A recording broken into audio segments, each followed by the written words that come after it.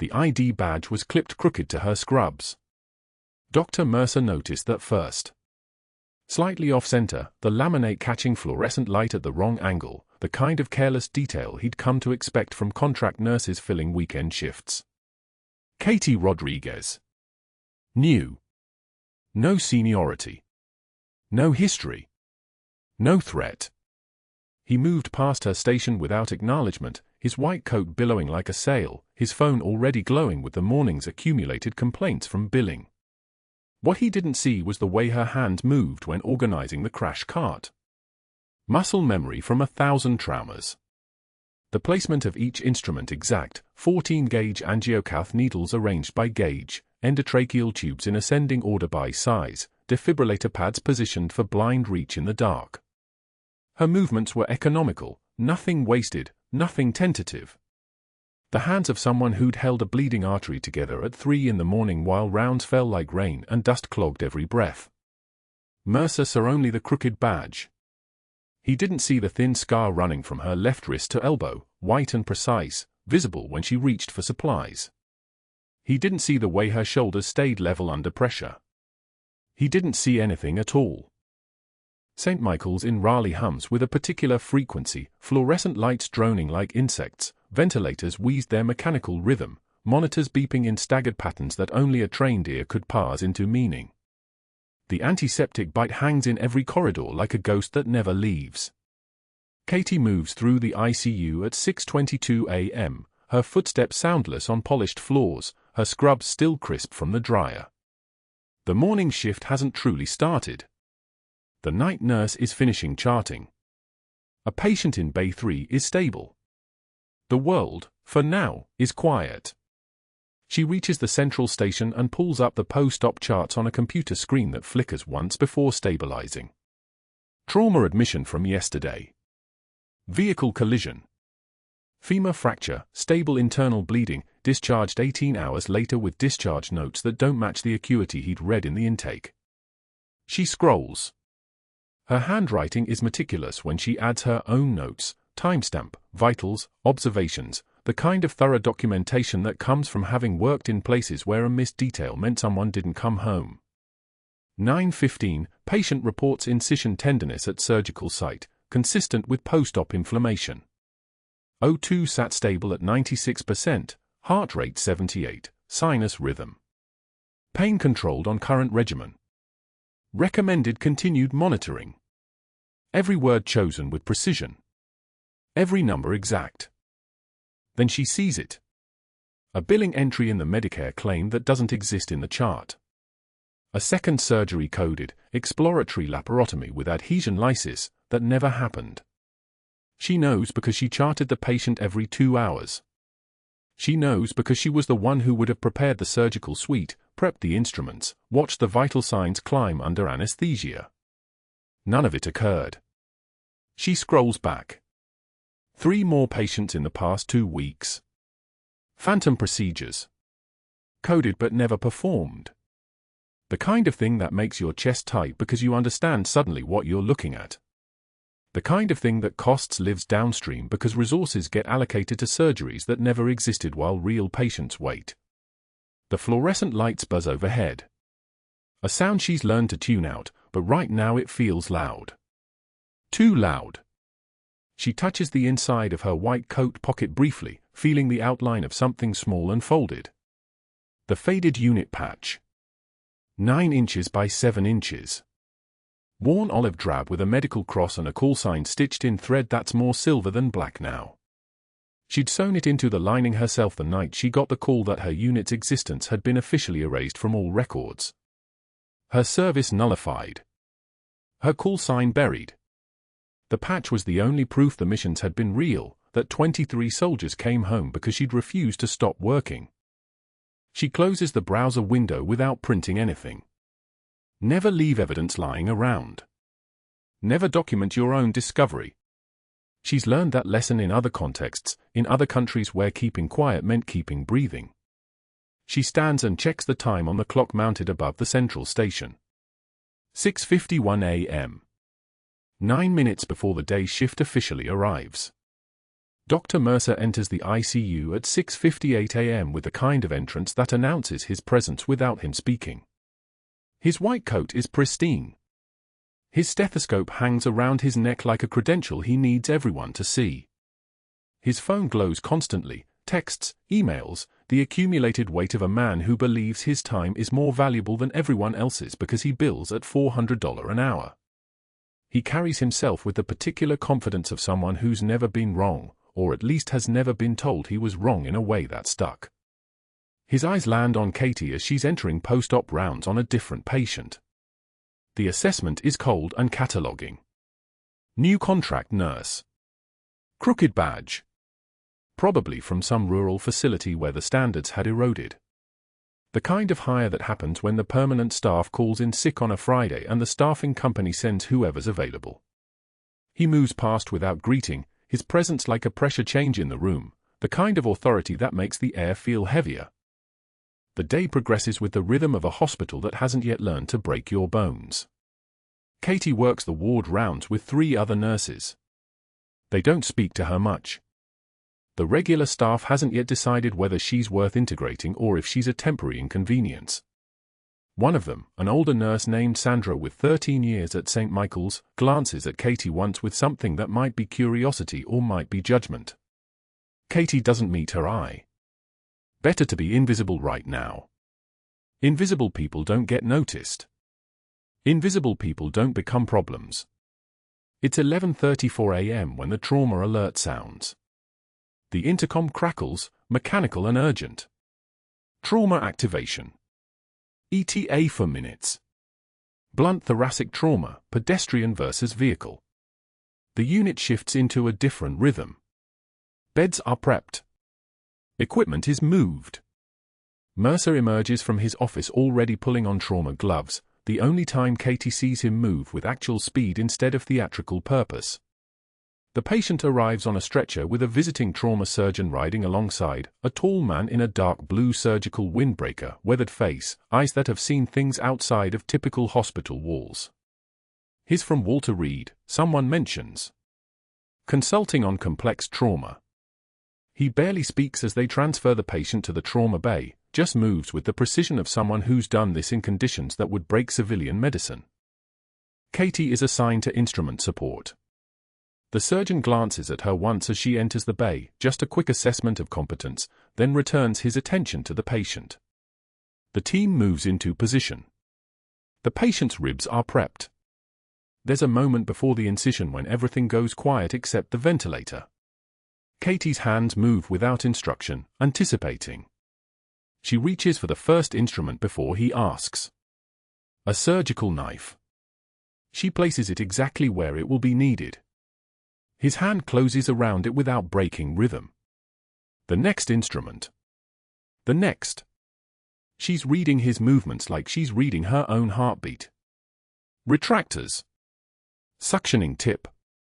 She hands him each tool in the exact sequence before the verbal request arrives. Her hand steady as a surgical laser. Smooth. Practiced. The kind of muscle memory that doesn't come from nursing school. It comes from holding a trauma unit together for 72 hours straight while rounds fell like rain and your lieutenant bled out on a folding table because the closest medevac was 40 minutes away. When the surgeon finally looks at her directly, there's a shift in his expression. Recognition of something. He doesn't comment immediately, just keeps working, but once, between instruments, he pauses for a fraction of a second and says quietly, "You move like a combat medic I worked with in Helmand. Sanjin Valley." That was, he stops. Doesn't finish. Mercer is standing at the periphery of the trauma bay, watching everything, missing nothing except the one thing that matters.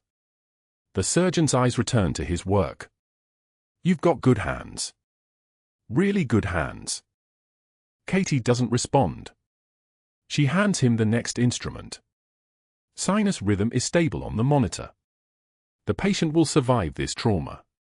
By noon, the critical part is finished. The surgeon steps back, satisfied. His glance at Katie is different now. Curious. Weighted. Like he's trying to solve a puzzle that doesn't quite fit. As the team begins closing, the surgeon moves to wash out and Katie strips off her gloves. In the hallway outside the trauma bay, he waits. She stops, and for a moment they stand in the fluorescent light that makes everyone look like ghosts. He's studying her face now, looking for something specific. Hindu Kush, he says. Not a question. A location. A possibility. A memory. Katie doesn't confirm or deny anything. She simply says, I should get these instruments cleaned. Her voice is quiet. Deferential. The voice of a contract nurse who knows her place. But something has shifted. The surgeon knows. Not everything, not the specifics, but he knows that the woman standing in front of him is not what her crooked badge suggests.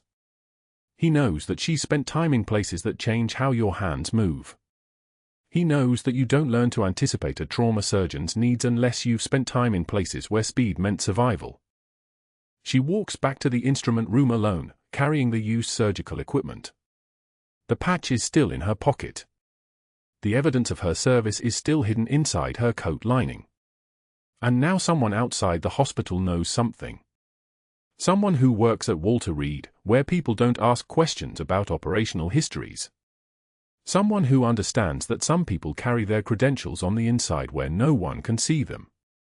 By 2:15 p.m., Katie realizes the connection fully. Her military service was with JSOC, the Joint Special Operations Command. Her unit was the 75th Ranger Regiment, operating out of Bagram Airfield in support of classified operations in Helmand Province. The surgeon from Walter Reed would know people from that unit. He would know the call signs. He would know that some of those medics came home because someone refused to stop working.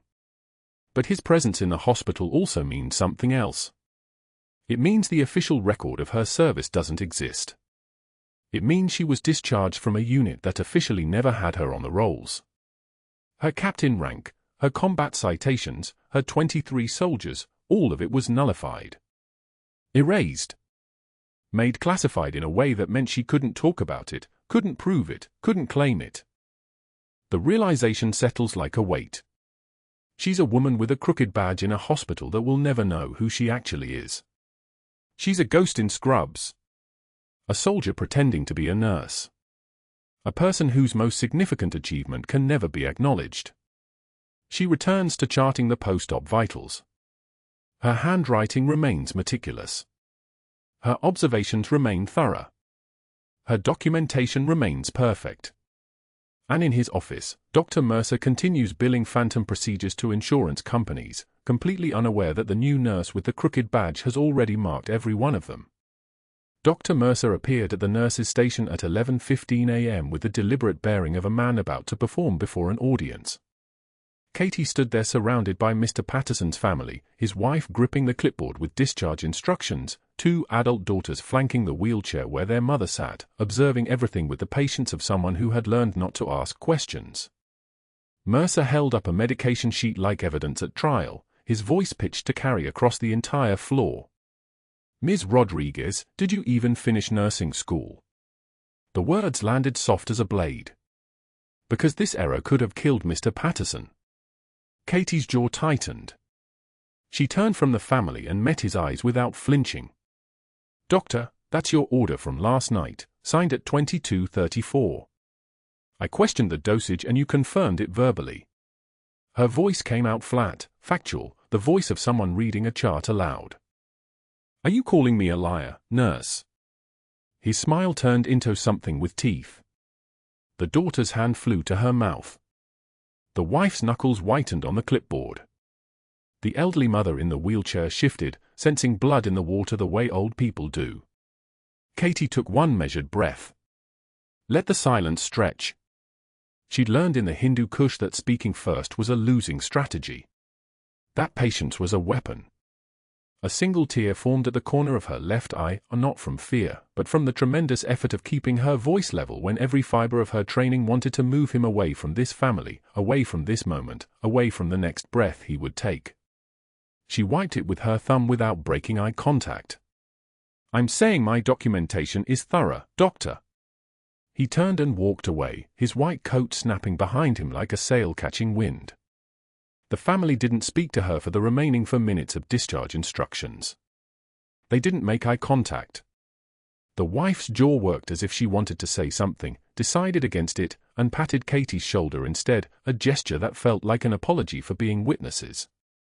At 13:20, Katie entered the break room with her coffee.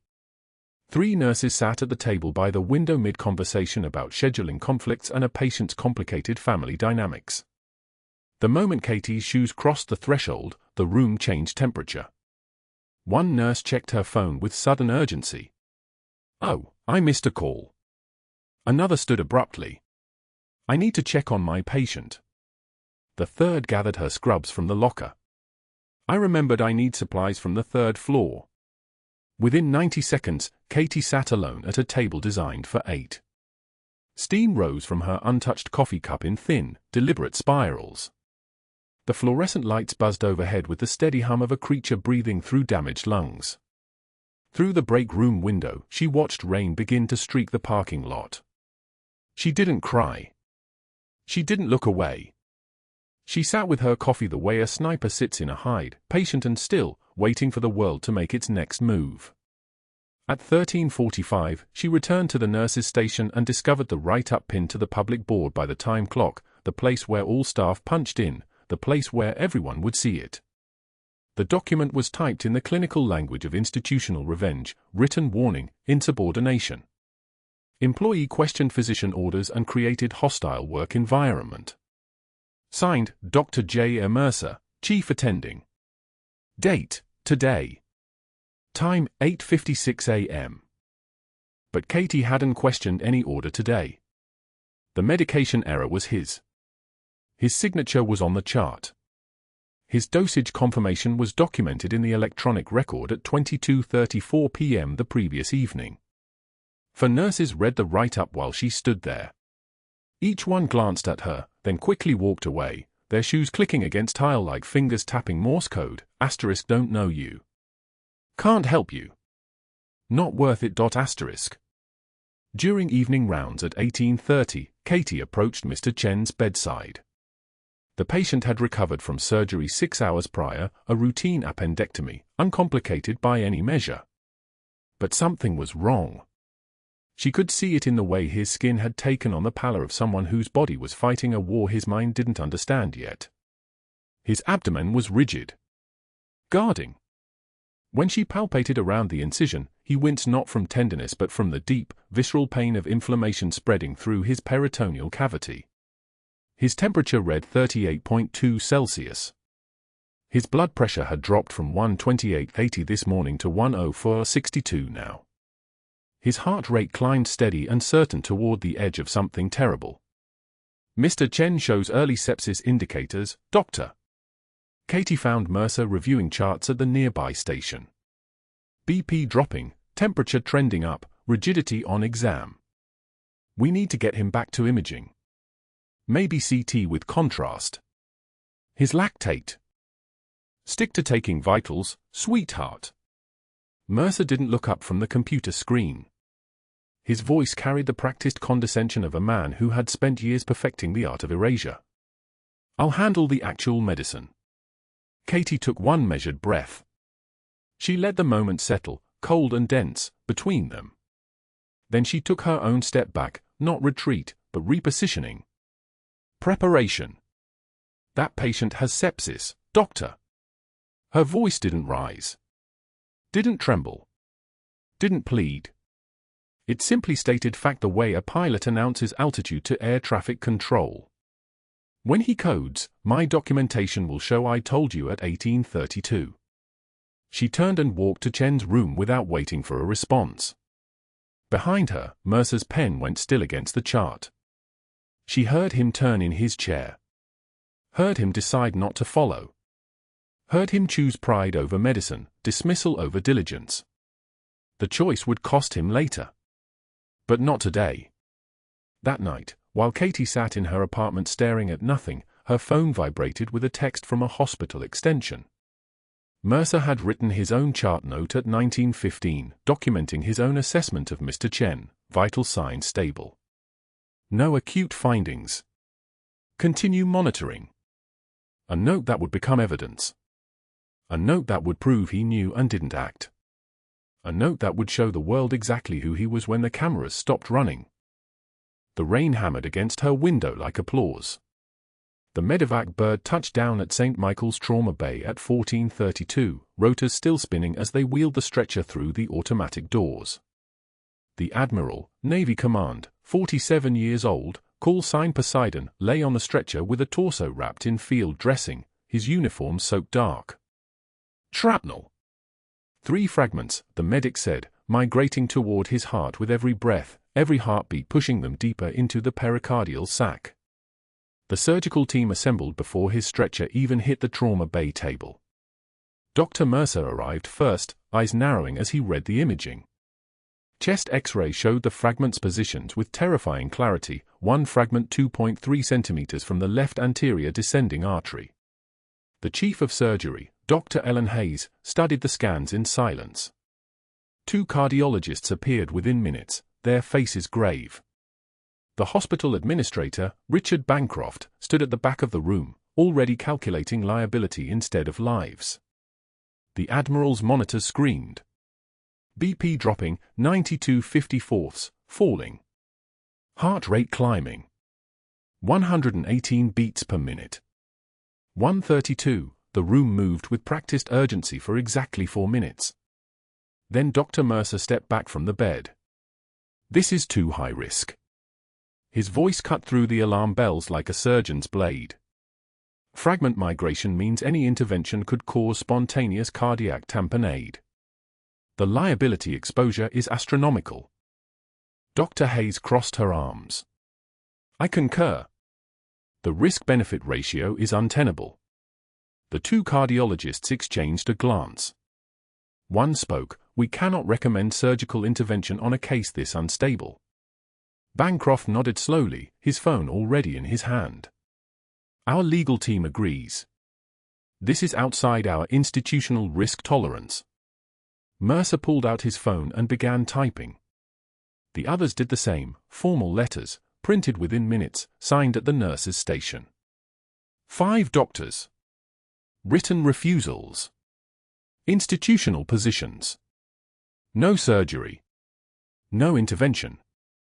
The Admiral's case was officially abandoned by the people trained to save him.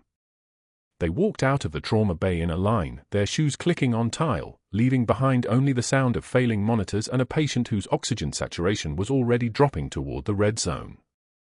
Katie stood alone at the bedside with 2 residents, both young, both frozen, both staring at the empty doorway as if the doctors might return. The monitors screamed. BP 88/50 seconds and dropping. Heart rate 142, climbing. Oxygen saturation 71%. The Admiral's eyes opened, and they found Katie's face across the bed. His hand rose slightly from the mattress. Someone, please? The voice was barely a whisper, but it carried the weight of command, of someone used to being obeyed. His hand reached toward her. She moved to the bedside without hesitation, her eyes reading the monitors, reading his chest, reading the physics of shrapnel and time. 3 minutes before spontaneous tamponade. Maybe 4 if the fragments held position. After that, the heart would compress inside its own fluid, and no monitor would matter anymore. The first resident spoke, Katie, we should call someone. An attending from another hospital, maybe, or... Katie was already moving. She pulled a folding knife from her scrub pocket, black handle worn smooth from use, the blade curved slightly from years of field work, the steel showing the kind of patina that came from salt air and careful maintenance. She'd carried it through the Hindu Kush, through 72 hours of siege, through moments when precision meant someone's family didn't become bereaved. The residents stared. One of them moved as if to stop her. Katie's voice, flat, level, a tone that had commanded 18 soldiers in a combat hospital, cut across him without raising in volume. Get me a rib spreader and call for packed cells. Typo, 6 units, start the rapid infuser. It wasn't a request. The tone made that impossible to misinterpret. The resident moved. The other remained frozen, watching as Katie swabbed the Admiral's chest wall with betadine in swift, practiced strokes. The smell of iodine rose sharp and chemical. She palpated the fifth and sixth ribs with her fingers, finding the intercostal space the way someone's muscle memory finds a light switch in the dark. Her hands moved on their own. The knife was in her right hand. The incision was perfect, for centimeters, clean line between the ribs, moving with the controlled precision of someone who'd made this exact cut in field conditions far worse than a fully lit trauma bay. Blood spilled. The resident who'd moved came back with the rib spreader, his hands shaking. "What are you doing? You can't." Katie's eyes didn't leave the surgical field. "Spreading the ribs. Now." The resident positioned the spreader. The ribs opened. Katie's hands moved inside the chest cavity with absolute confidence, her fingers finding the pericardium, feeling for fluid, locating the source of the Admiral's collapse. The shrapnel was there, 3 fragments, exactly as the X-rays predicted, one of them pressing against the right ventricle with each heartbeat. She released the fluid with a needle, watching the monitors respond. BP 91/55. Not much, but the trajectory reversed. She located the fragments with her fingertips, metal warm from blood, from proximity to living tissue, each one positioned to do maximum damage with minimum time. The residents watched her hands move with the kind of attention that came from witnessing something they didn't have words for. The second resident moved closer, no longer frozen, beginning to anticipate her needs before she asked. This was the language he recognized even if he couldn't name it. This was someone who'd made these decisions under fire. Katie worked through the chest cavity. Identified the left anterior descending artery, intact, the fragment 2.3 centimeters away from it, nearly touching but not. Her fingers were steady. Her breathing controlled. The monitors responded. Heart rate dropping. 138, 124. 112, BP rising. 94/58. The bleeding was slowing. The tamponade was releasing. The Admiral's eyes were still open, and they were focused on her face, not confused, not panicked, but aware. Conscious in a way that suggested recognition. At 16:15, with the field thoracotomy closed and the monitors showing stable vital signs, 110 beats per minute, BP 103/61, oxygen saturation 88%, Dr. Mercer returned to check on the body transfer. He stopped in the trauma bay doorway, his face going pale, then dark red, the color rising from his neck to his hairline like someone watching their career evaporate. Katie was still at the bedside, closing the final sutures, her hands moving with the kind of precision that took practice measured in hours. Surgical hours. Combat hours. Hours the residents were beginning to understand shouldn't exist in someone described as just a nurse. Mercer pulled his phone from his pocket. His fingers moved with urgency, a call to the board chairman at the country club, voice sharp, "We have a problem." She performed an unsupervised procedure. Another call to a registrar at Katie's nursing school, fabricating complaints about her credentials, her background, her qualifications. A third call to a state medical investigator, citing dangerous unsupervised procedures performed by unlicensed personnel on a Navy flag officer. His voice on that call was smooth, practiced, the voice of a man who'd made calls like this before and knew exactly which buttons triggered which responses. By 17:30, investigators arrived. By 18:15, they were asking Katie questions she couldn't answer. By 19:45, security escorted her from the building with a cardboard box containing the contents of her locker, scrubs, a mug that read "World's Okayest Nurse," a phone number written on a napkin that she'd never called, a unit patch faded to almost nothing, sewn carefully inside her white coat's lining, the only proof that 23 soldiers had survived a 72-hour siege because a captain refused to stop working. Her termination paperwork cited gross negligence and misrepresentation of qualifications. She couldn't defend herself. She couldn't explain. The field hospital in the Hindu Kush was classified. The operation was erased. Her service was officially nullified. The orders had been explicit: you disappear. You vanish. You do not exist. You were never here. She stood at a bus stop in the rain, holding a wet cardboard box, watching water streak the papers inside. The unit patch was protected by its sewn lining, but everything else was soaked. Her phone buzzed, one message from an unknown number: "The Admiral is asking for you. They won't tell him where you went." She didn't respond. She couldn't.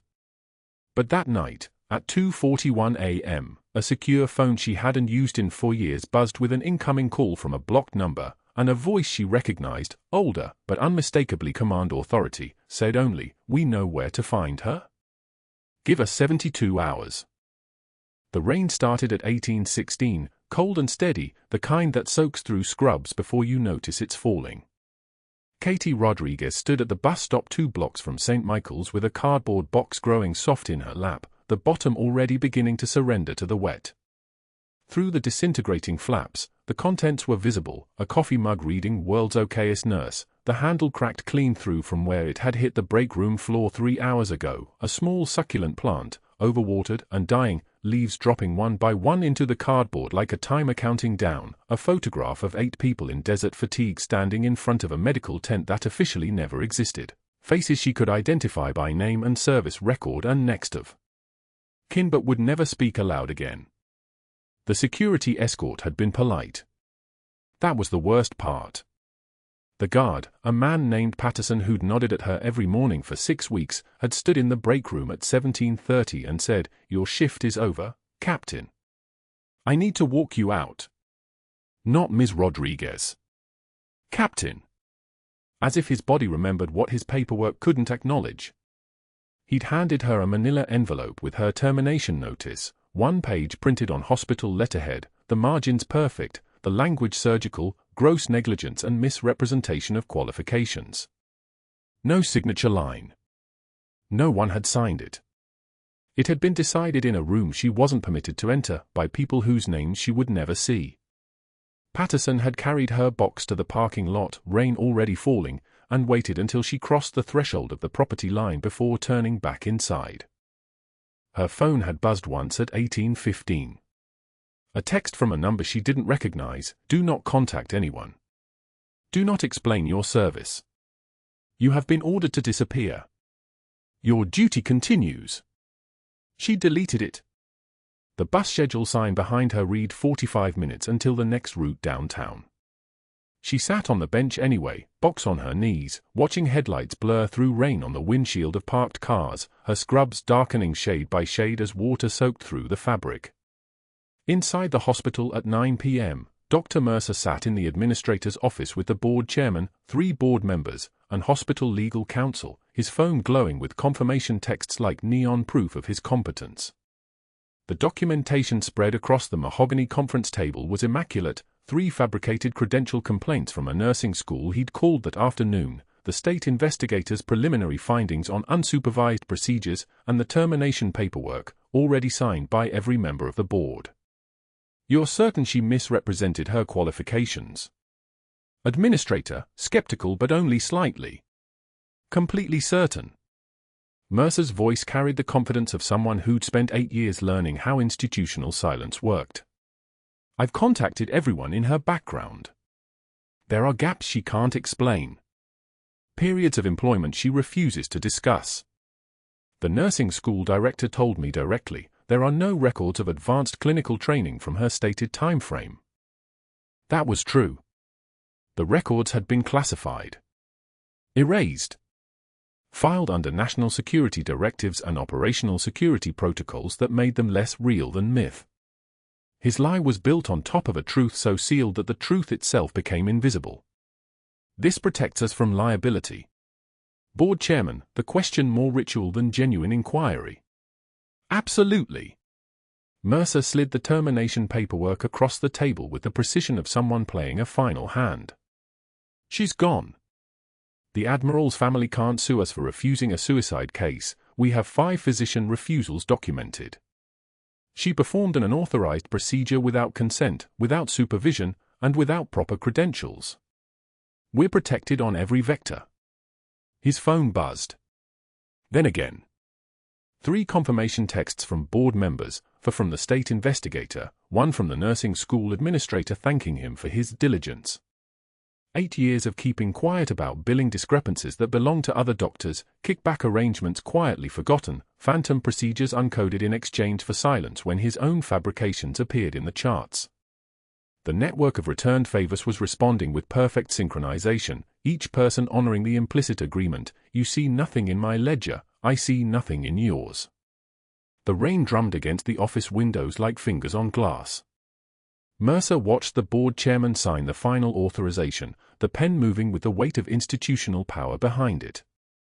In ICU, the Admiral slept under a Marine guard's watchful eye, chest tube draining clear fluid now, ventilator set to pressure support mode, his body's own strength starting to reassert itself in shallow breaths that triggered the machine to let him breathe on his own. The monitor showed sinus rhythm, not the ragged electrical chaos of 4 hours ago. The heart she'd restarted with her hands, the lungs she'd accessed with a knife blade, the blood she'd stopped from pouring into his chest cavity. The charge nurse had documented it in the chart at 16:30, patient stabilized following emergency thoracotomy. Surgical technique unknown. No attending physician records emergency procedure. Procedure appears to have saved patient's life. Recommend investigation of clinical protocols. No investigation would happen. The 5 doctors had already signed the refusal documentation. The protocol had been followed perfectly by everyone except the person who'd actually saved him. At 8:15 the next morning, the hospital's main entrance doors burst open, not gradually, not with the soft pneumatic hiss they normally made, but with force, as if something heavy had hit them from outside. Miguel Rodriguez, 16 years old, breathing hard with exertion and rage, his backpack clanking with metal, ran through the lobby toward the bank of elevators. His school uniform shirt was half untucked, his shoes wet from running through the rain that had continued all night without stopping. Security moved to intercept, but he'd already jabbed the elevator button, already stepped inside, already punched the 4th floor button with the heel of his hand. One of the guards radioed upstairs. "We have a miner attempting to access the administrative level." Should I? But Miguel was already gone, doors closing on his reflection. The board reconvened at 8:30 to finalize the Admiral's transfer to Walter Reed, the room's atmosphere a mixture of relief and anticipatory self-congratulation. They'd done the right thing by refusing the case. They'd protected the hospital. They'd also, coincidentally, protected Dr. Mercer's position within the hospital's hierarchy, his billing practices safe as long as he remained a valued administrator. The door opened without a knock. Miguel stepped into the conference room like a person stepping into a scene he'd rehearsed 1,000 times in his head, and before anyone could speak, before the administrator could finish saying, "Son, this is a private meeting," he turned his backpack upside down and emptied it onto the polished surface of the mahogany table. The Navy Cross landed first, blue presentation case intact, the weight of it leaving an indent in the wood grain. Then the Bronze Star with the V device for Valor in combat. Then 2 Purple Hearts, stacked together like playing cards. Combat Action Ribbon. Navy and Marine Corps Medal. And finally, the Golden Shoulder insignia, Captain's Eagles, twin birds with their wings spread toward each other. The room went so quiet you could hear the fluorescent lights hum their electronic complaint above. Dr. Mercer's coffee cup froze halfway to his mouth. His hand began to tremble, not from restraint, but from the first cold recognition that the ground beneath him was no longer solid. "You fired my mom," Miguel said, his voice steady in a way that 16-year-olds' voices rarely are. "You need to see these." In the ICU at the same moment, the Admiral's eyes opened slowly, focusing on the Marine colonel standing beside his bed. Sedation was wearing off. Pain management was adequate, 2 milligrams morphine every 4 hours, his body responding well to the basic calculus of recovery. His lips moved before his voice could follow, "Phantom." The Marine colonel's posture shifted from parade rest to attention. His hand came up to his chest in a gesture that looked like a salute but held something deeper, something like recognition of a rank that transcended any official designation. The Walter Reed trauma surgeon from yesterday's operating room stepped forward, the one who'd watched her hand instruments with perfect anticipation, who'd seen the muscle memory move through her fingers like electricity through copper. "Admiral, what did you say?" "Phantom." Stronger this time, the voice of command returning. That's her call sign. I know that surgical technique. I've seen it before. I've been alive because of it before. Back in the conference room at 8:45, a Navy lieutenant commander in dress uniform entered and stood at the head of the table with a leather portfolio under his arm. His voice, when he spoke, carried the formal weight of official record. Captain Katie Rodriguez, United States Navy Medical Corps, attached to Naval Special Warfare Command, awarded for extraordinary heroism under fire while maintaining a forward trauma unit during a 72-hour siege in the Hindu Kush, performing 43 surgical procedures under direct enemy fire, sustaining 2 combat-related injuries, maintaining 0 mortality rate among assigned personnel. That's impossible. Dr. Mercer's voice cracked on the second word. She's a nurse. We verified her credentials. We have documentation that she... A Marine colonel stepped into the conference room from the hallway. The same colonel who'd been standing in the ICU 3 minutes ago. He'd taken the stairs for at a time. His uniform bore the insignia of command, the chest a geography of deployments and commendations. For extraordinary heroism under fire, he repeated, continuing the citation without acknowledging Mercer's interruption. Captain Rodriguez performed 43 surgical procedures under direct enemy fire, maintaining a 99.2% patient survival rate in a field hospital that officially never existed, earning the designation Nightingale Actual, the single most lethal trauma surgeon in the Hindu Kush theater of operations. The room filled with a silence so complete it had weight. A 2-star Navy general in dress white stepped through the doorway, not from the hallway, from the elevator, his arrival perfectly timed, perfectly coordinated. He stood before the medals lying on the conference table like artifacts in a museum of sacrifice, and brought his right hand to his chest in a salute so precise it looked like ceremony, like ritual, like prayer. He held it for a full 5 count, long enough for every person in the room to understand that the casual dismissal they'd participated in, the firing, the humiliation, the erasing of her service record from their own institutional memory, had been directed at a legend. Captain Rodriguez was ordered to maintain her cover identity for operational security purposes, the general said, his voice carrying the timbre of absolute authority. She was extracted from active duty at her request and relocated stateside for protection. Revealing her true identity was not permitted. Discharging her constitutes a breach of the national security agreement under which her service was classified. A Pentagon courier in civilian clothes entered the room, moved directly to the board chairman, and placed a folder on the table before him, standard manila, unmarked except for a single typewritten designation on the cover, Nightingale Actual. The chairman's hand shook as he opened it, as he read the first page, the State Security Directive, the operational clearance level, the explicit order that Captain Rodriguez's employment history could not be questioned or investigated without triggering a federal review. And then the state investigator arrived, the same one Dr. Mercer had called for hours ago, the one who'd come so readily, the one whose eagerness to help had felt like loyalty but was actually just the sound of institutional machinery grinding in reverse. He carried a preliminary report printed on state investigation letterhead, but it wasn't about Katie Rodriguez.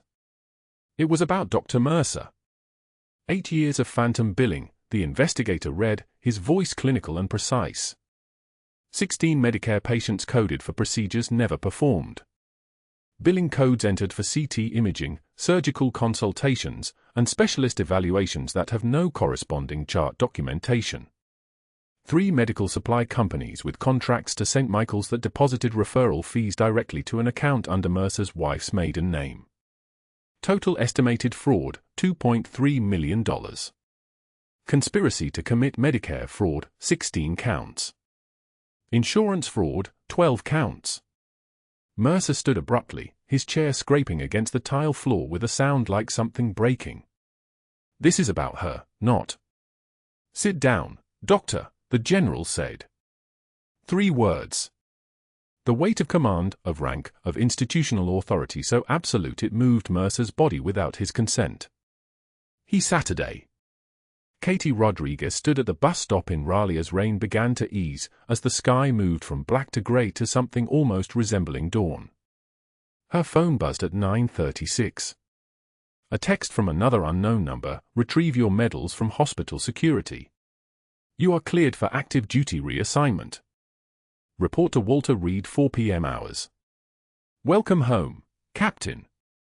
She sat on the bench holding the deteriorating cardboard box, watching the hospital across the street as emergency lights flashed in the parking lot, as security moved with purpose, as the machinery of consequence began its slow turn toward balance.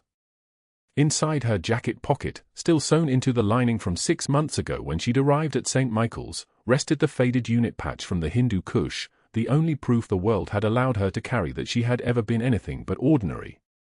The rain stopped. The bus arrived. She didn't get on. The bus arrived. She didn't get on. Instead, Katie stood in the rain holding that cardboard box, watching taillights blur into streaks of red, her entire career dissolving into wet cardboard.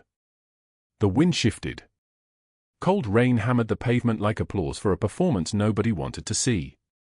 Her phone was dead. Her apartment lease had 3 days left. Her son was texting from school, "Mom, where are you?" But Katie couldn't answer because she was standing at a bus stop in Raleigh with a cracked mug reading World's Okayest Nurse soaking through soggy cardboard, a dying succulent slowly drowning, and a photograph of 8 faces she could never name. What she didn't know was that Miguel Rodriguez had watched the security escort that evening from the hospital's east entrance. He'd seen his mother's badge scanned for the last time. He'd watched her walk out at 1848 holding a box that looked like her entire life. A first-year nursing student named Sarah Chen, someone Katie had taught suturing to during night shifts, had been standing outside smoking. Sarah had asked, "Where's Captain going?" Katie had corrected her, "Just a nickname, nothing more." But Sarah had seen something in how the word landed, had heard something in the silence that followed. Sarah had walked straight to the board meeting the next morning with a statement that nurse saved Admiral Kensington's life. She performed field emergency medicine while 5 senior doctors refused to touch him. You need to know what you just fired. The hospital board, already reeling from the state investigators' preliminary findings, had decided to listen. They'd pulled Katie's file again. They'd watched the security footage of the trauma bay. They'd seen 5 doctors walk out. They'd seen 1 nurse stand alone. And at 22:11 that night, the board chairman had made a decision: find Miguel Rodriguez and tell him to bring his mother back in the morning. Miguel burst through St. Michael's main entrance at 8:15, backpack clinking with metal, his voice cutting through the sterile silence of the lobby like a bullet through water. "Mom, they need to see these." His mother wasn't there. But the board was. They were in the conference room on the 3rd floor, seated around a mahogany table that probably cost more than Katie made in a year, waiting for something they didn't understand but somehow already feared. Miguel didn't wait for elevators. He took the stairs 3 at a time, his backpack swinging, metal jingling against his ribs. His mother had kept those medals in a showbox under her bed for 16 years. She'd told him once, just once, that she couldn't explain where they came from, that some things had to stay buried for other people to stay alive. But Miguel was 16 and he understood algebra, and he understood that his mother was being fired for saving someone, and he understood that silence was how powerful people stayed powerful. He pushed through the conference room doors without knocking. The board members looked up from their documents. The hospital administrator froze mid-sentence. And Miguel, breathing hard, dumped the contents of his backpack directly onto the table, a navy cross on a blue ribbon with white stars, a bronze star with its distinctive design, and a captain's insignia that caught the fluorescent light and threw it back like a small accusation. The silence lasted 3 seconds. Then the room stopped existing. "That's my mother's," Miguel said. His voice was steady. "She saved your Admiral. And you fired her." In the trauma ICU, Admiral Thomas Kensington, conscious now, stable, the shrapnel fragments removed with millimetric precision during a 4-hour surgery, lifted his head from the pillow at exactly 8:06. A Marine colonel in dress blue stood at his bedside, along with 2 Navy personnel and a woman holding a tablet. The Admiral's voice came out hoarse, barely above a whisper, but the name carried the weight of classified operations and survival against impossible odds. "Phantom." The room went so quiet you could hear the ventilator's soft mechanical rhythm. The colonel turned. The Navy personnel exchanged glances. Nobody moved. Nobody breathed. The Admiral had just spoken a call sign.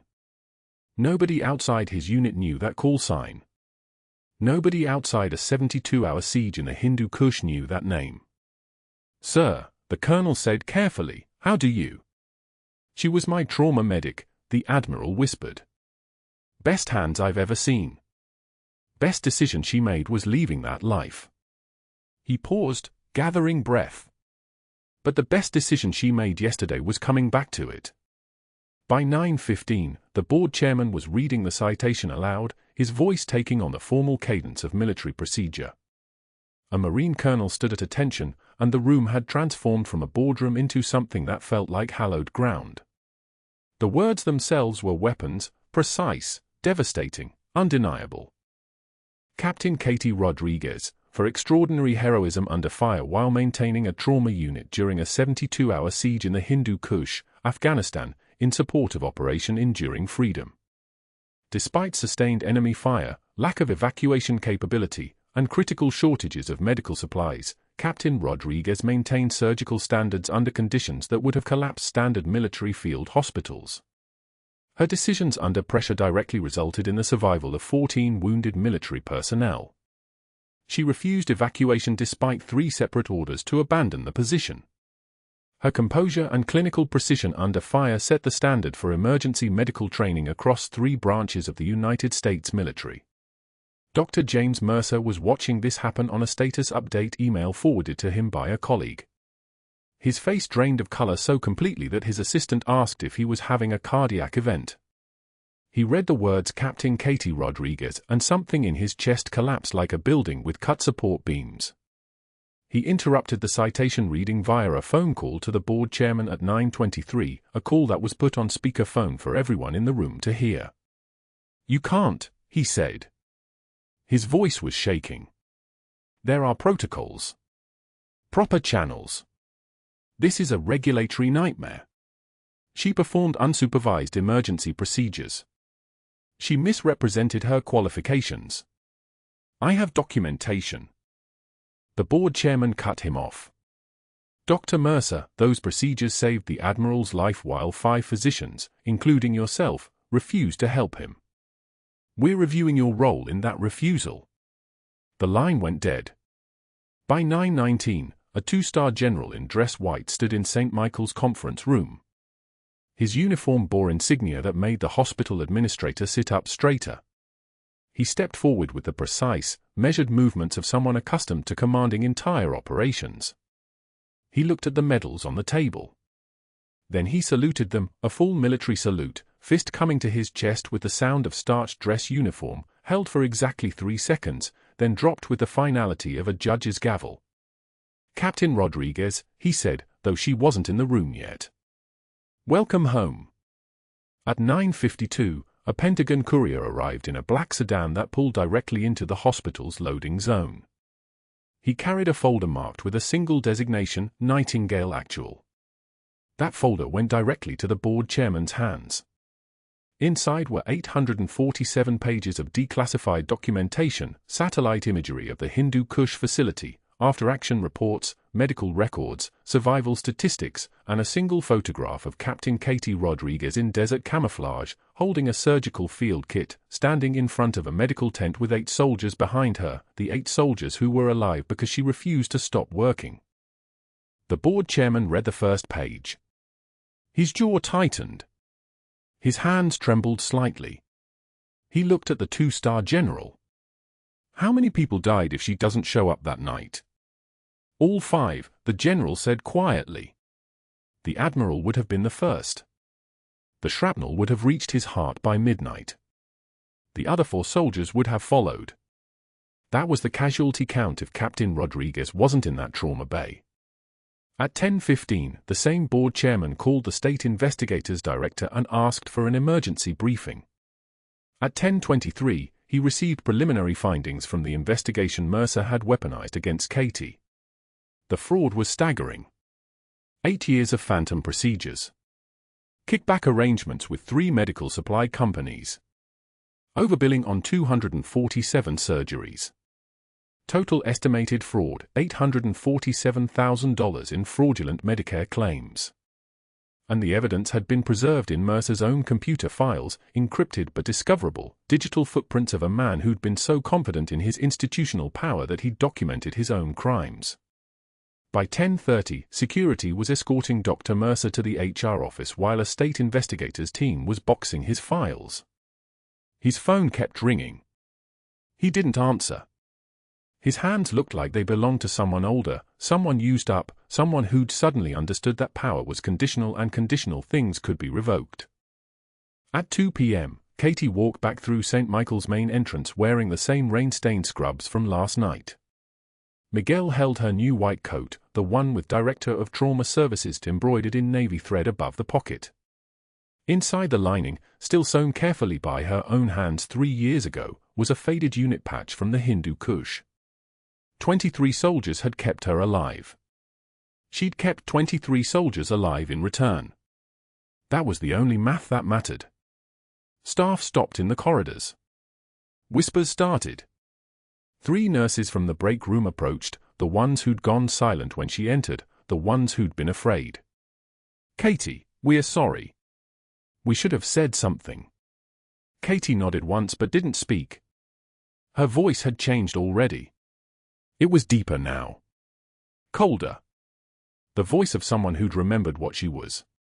At 14:30, in Admiral Kensington's ICU room, the general formally briefed her on the investigation outcome. The Admiral reached out his hand, weak still, but steady. "Captain. Thank you for not stopping." Katie took his hand. "I couldn't leave you, sir."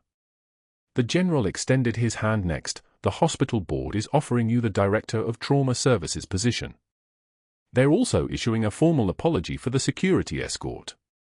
We'd like to formally acknowledge your service record in the hospital's system." Katie looked at Miguel standing in the doorway. Her son. The kid who'd walked into a board meeting with his mother's medals because he'd understood something adults had forgotten, that sometimes you have to break the rules to make them matter again. 6 months later, Katie Rodriguez walked through St. Michael's wearing that white coat. The patch was still there, under the lining, where her fingers touched it every morning before rounds. It was all the proof she needed that 23 soldiers had survived because a captain refused to stop working. That was the only commendation that mattered. She passed the Community Education Center at 10:30 and saw Dr. Mercer through the window teaching CPR certification to a class of 12, earning $15 per hour, his medical license revoked, his network dissolved, his institutional power reduced to teaching chest compressions to nursing students who'd never heard his name. He looked up as she passed. She didn't look in. The Admiral visited at 11 o'clock for his 6-month surgical follow-up, fully healed, returning to limited duty. He found her in the trauma bay. "Captain, I'm putting you in for a commendation." Katie shook her head. "I was just doing my job, sir." "Admiral, you did more than your job. You remembered your oath when 5 doctors forgot theirs." In her office at 2 p.m., Katie opened the bottom drawer where she kept the photograph, 8 faces from the Hindu Kush, the medical tent, the people who taught her that rank is temporary but the mission is permanent. Miguel texted a photo of his college acceptance letter. Nursing program. His mother didn't cry. She smiled. That was how the strongest people showed joy, quietly, with the knowledge that survival was its own reward. The hospital intercom paged her to the ER. Incoming trauma. Katie touched the patch inside her coat lining once, stood up, and headed for the bay where the real work happened, where courage wasn't about glory but about showing up when everyone else walked away. Because sometimes the bravest warriors carry stethoscopes, not guns. If you're watching this and you've ever been underestimated by someone who didn't know your real value, or if you've ever questioned whether speaking up was worth the cost, this one's for you. Subscribe for more stories where the quiet person in the room turns out to be the one holding it all together. Like this video, comment what you would have done in Katie's position, and hit that notification bell because next week we're bringing you another story that'll remind you why you should never judge a book by its cover. Thanks for watching.